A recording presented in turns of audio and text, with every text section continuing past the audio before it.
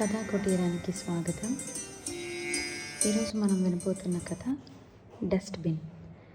రాసిన వారు doctor PN Parvatidevi. అదేంట్రా, అన్నం సరిగ్గా తినకుండానే లేచావు?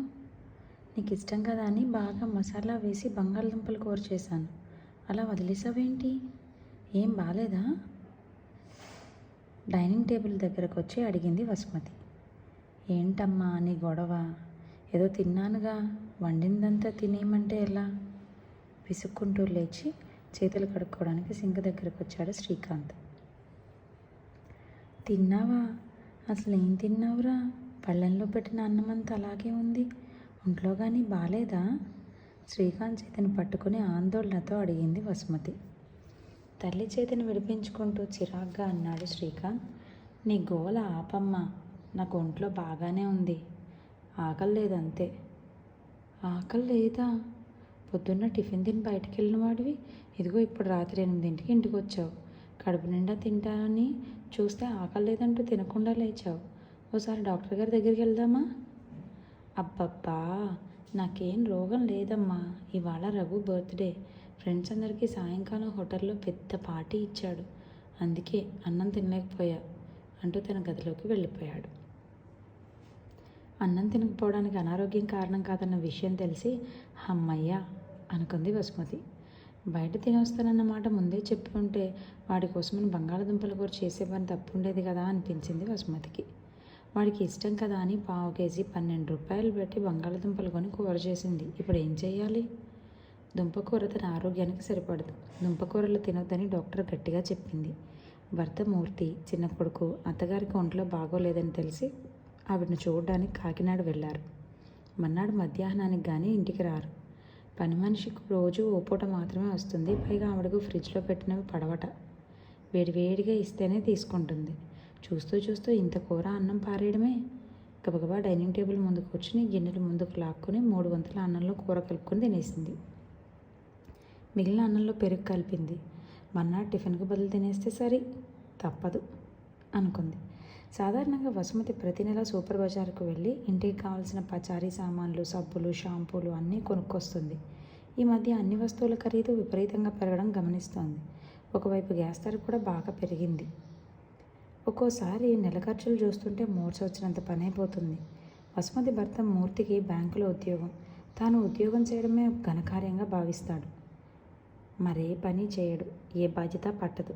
ప్రతి నెల 9,000 రూపాయలు భార్య చెదిగిస్తాడు, అంతకన్నా ఒక్క పైసా ఎక్కువ ఇవ్వడు.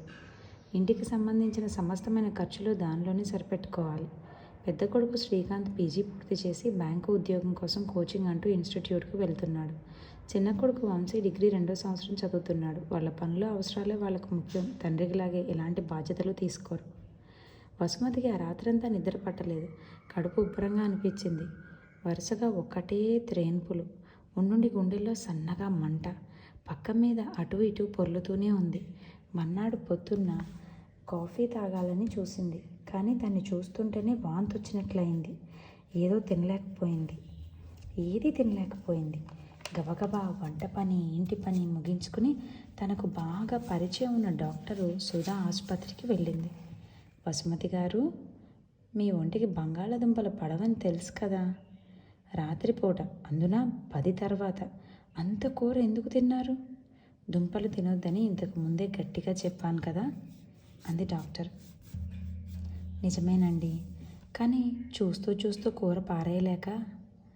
బాగుంది, సరే పారేయడం ఎందుకు, పని మనిషికి ఇవ్వండి. అమ్మో, అంత డబ్బెట్టుకున్న బియ్యం కూర అన్నీ పని మనిషికి ఇచ్చేయడమే. అయినా మా పని మనిషి ఏదైనా వేడివేడిగా ఇస్తేనే తీసుకుంటుంది అని మనసులోనే అనుకుంటూ, సరేలేండి ఇక దుంపలు అస్సలు తినంటే తిన్ను అని తలదించుకుంది. మందులు రాసిన తర్వాత ఆమె మెడికల్ ఫైల్ వైపు ఒకసారి చూసి నవ్వుతూ, 6 నెలల క్రితం మీరు వచ్చినప్పుడు 75 కేజీలు ఉన్నారు, ఇప్పుడు 80 ఉన్నారు. బరువు బాగా తగ్గాలి. అయినా ఇంతకుముందు 4-5 సార్లు చెప్పాను మొత్తం అన్ని రకాల బ్లడ్ టెస్టులు చేయించుకుని రమ్మని, ఇప్పుడైనా చేయించుకొస్తారా అని డాక్టర్ అంటుంటే, అబ్బే ఎందుకండి, బాగానే ఉన్నాను, నాకే ప్రాబ్లం లేదు. మా అమ్మకు 70 ఏళ్ళు, నాకంటే 2 రెట్లు బరువు ఉంటుంది, ఏ ఆరోగ్య సమస్య లేదు. అన్ని పనులు చకచకా చేసేసుకుంటుంది. లావు అనేది మా కుటుంబ వారసత్వ సంపదలండి అని గట్టిగా నవ్వేస్తూ, ఇప్పుడైనా ఈ గొడవ అంతా ఈ బంగాళదుంపల వల్లే అంటూ కుర్చీ నుండి లేస్తుంటే, నేను రాసిచ్చిన మందులన్నీ క్రమం తప్పకుండా వాడండి. మీకు ఎసిడిటీ ప్రాబ్లం ఉంది. దుంపలు, వేపుడు పదార్థాలు అస్సలు తినొద్దు. ఉప్పు, కారం, పులుపు బాగా తగ్గించండి. మీకు బీపీ కూడా కొంచెం ఉంది. తిండి విషయంలో జాగ్రత్త తీసుకోండి. అన్నం తక్కువగా, గోధుమలతో చేసినవి కొంచెం ఎక్కువగా తినండి, సరేనా? ఒకసారి రక్త పరీక్షలు చేయించుకుంటే మంచిది. చేయించుకు రాకూడదు?